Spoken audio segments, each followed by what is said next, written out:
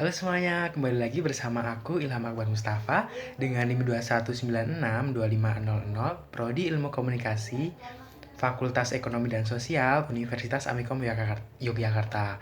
Nah, pada kesempatan kali ini aku mau membahas nih bagaimana mengenai kita dalam menjalankan perusahaan, dalam membangkitkan perusahaan di tengah pandemi. Pada kesempatan kali ini kita akan membahas semua itu.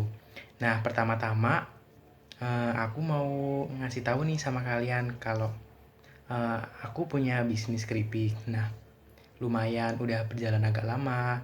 Jadi aku udah tahu nih seluk beluknya bagaimana mengenai keripik itu sendiri. Nah, kenapa aku memilih usaha keripik? Ya karena eh, aku udah riset nih di pasar. Ternyata orang-orang nih suka gitu sama camilan yang kering.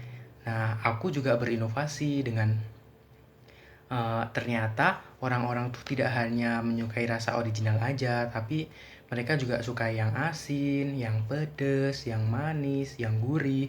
Nah, karena itu aku mengimplementasikan rasa-rasa itu di dalam keripik yang aku buat.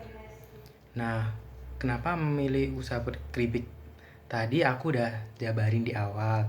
Nah, untuk cara mempertahankan bisnis atau cara mempertahankan perusahaannya, aku yang pertama mengambil resiko, berani mengambil resiko. Kalian kalau misalnya punya bisnis, kalian harus berani mengambil resiko dan tetapi kalian harus tahu situasi dan kondisi juga ya. Jadi nggak asal-asalan dalam mengambil resiko. Kalian harus mengambil resiko dengan uh, mengambil tindakan yang mempunyai resikonya sedikit, tapi kalian berani untuk mengambil itu. Nah, untuk yang kedua yaitu komunikasi harus efektif. Maksudnya gimana? Jadi kita sebagai pemilik suatu perusahaan kan pasti kita punya karyawan tuh. Nah, oleh sebab itu kita harus saling menjaga komunikasi satu sama lain antara antara pemilik dan karyawan.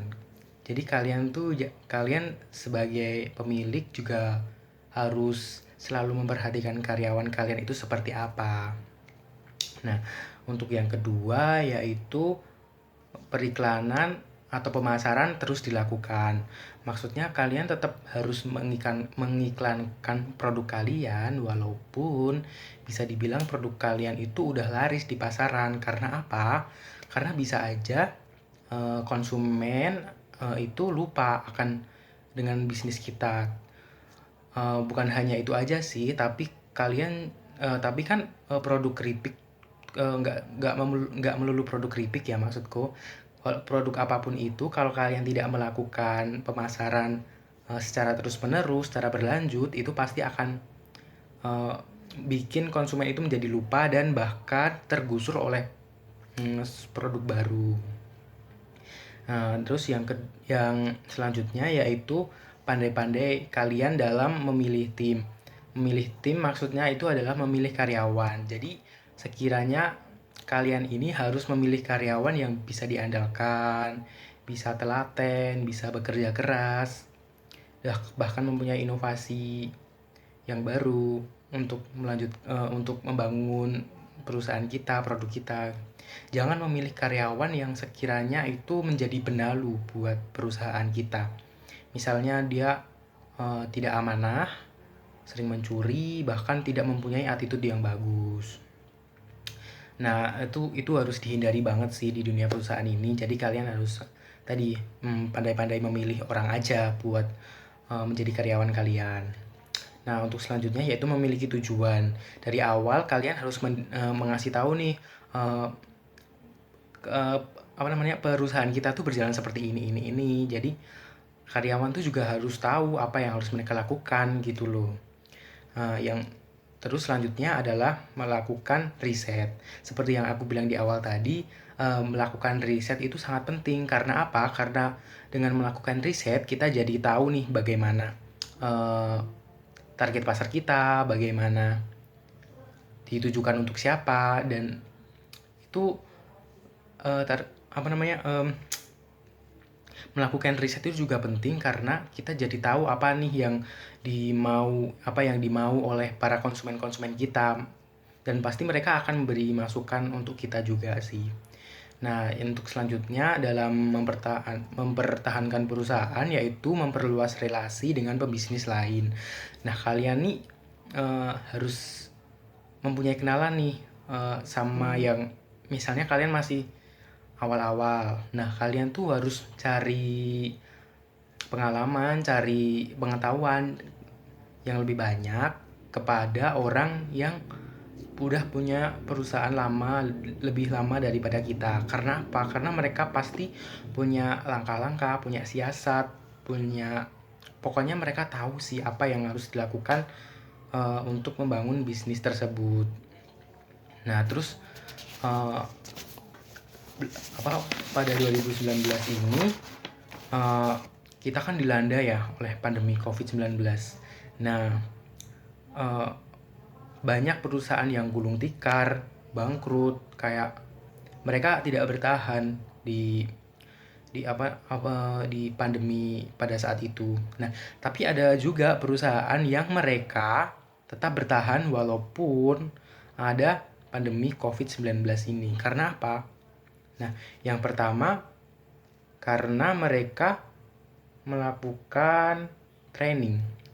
Melakukan training kepada karyawannya. Jadi apa aja yang harus dilakukan selama pandemi, biar mereka tetap melakukan hal-hal yang produktif dan tidak mengganggu dan tidak menimbulkan kerumunan. Seperti kalau misalnya ada ada sesuatu yang ingin dirapatkan, nah kalian sebagai perusahaan harus bisa mempunyai inovasi dan ide-ide. Nah, kalau misalnya ada sesuatu yang ingin disampaikan, kalian mungkin bisa menggunakan sosial media seperti WhatsApp, Zoom untuk kalian mengkoordinir seluruh karyawan. Jadi kalian gak harus bertatap muka untuk menyampaikan suatu pesan, untuk menyampaikan beberapa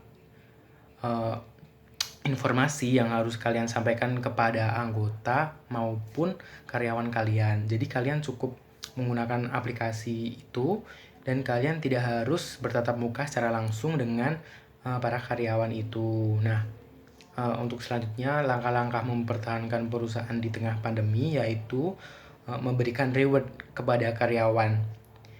Nah, kalian nih sebagai pemilik perusahaan, kalian harus mengapresiasi karyawan kalian dong, atau kalian harus mengapresiasi bawahan kalian dong kalau mereka mempunyai ide-ide yang sekiranya sangat membantu buat perusahaan kita. Nah, rewardnya ya disesuaikan dengan apa yang mereka punya gitu. Seperti misalnya karyawan kalian mempunyai ide yang bagus, yang kreatif nih. Nah, ternyata ide itu bisa buat perusahaan kita bertahan di tengah pandemi ini. Nah, kalian bisa tuh dikasih reward.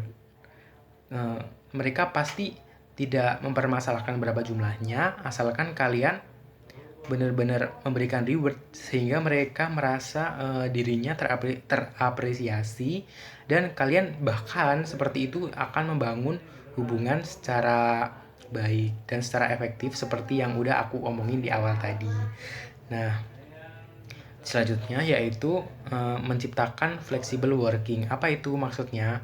Jadi kalian nih seperti tadi mungkin jika harus menyampaikan informasi lewat aplikasi. Nah, flexible working ini lebih ke tidak terpaut akan sesuatu seperti waktu, jam kerja, atau bahkan dengan kita bertemu langsung. Nah, flexible working bisa dilakukan di mana aja asalkan kalian tetap menjalankan tanggung jawab yang udah diamanai oleh pemilik atau pemilik perusahaan atau atasan kalian. Nah, untuk selanjutnya yaitu menjaga income dan outcome.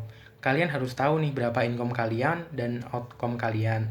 Jangan sampai outcome ini melebihi income, karena sudah pasti ini sangat merugikan perusahaan, karena defisit ini sangat-sangat harus dihindari dalam membangun atau mempertahankan suatu perusahaan. Nah, Terus yang selanjutnya yaitu siap siaga menjalani sesuatu yang terjadi. Kalian harus udah punya solusi nih dalam menjalankan, kalau misalnya ada sesuatu yang kalian sendiri bahkan nggak mau ini terjadi, tapi kalian harus siap dengan segala apapun yang akan terjadi dan kalian juga harus mempunyai solusi. Selanjutnya yaitu menghemat biaya produksi.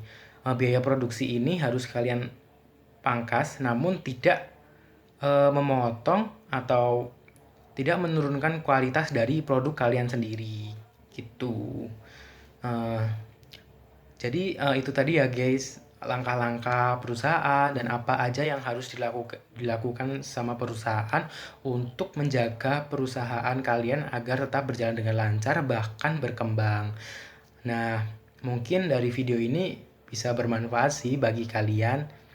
Terima kasih sudah menonton dan dadah.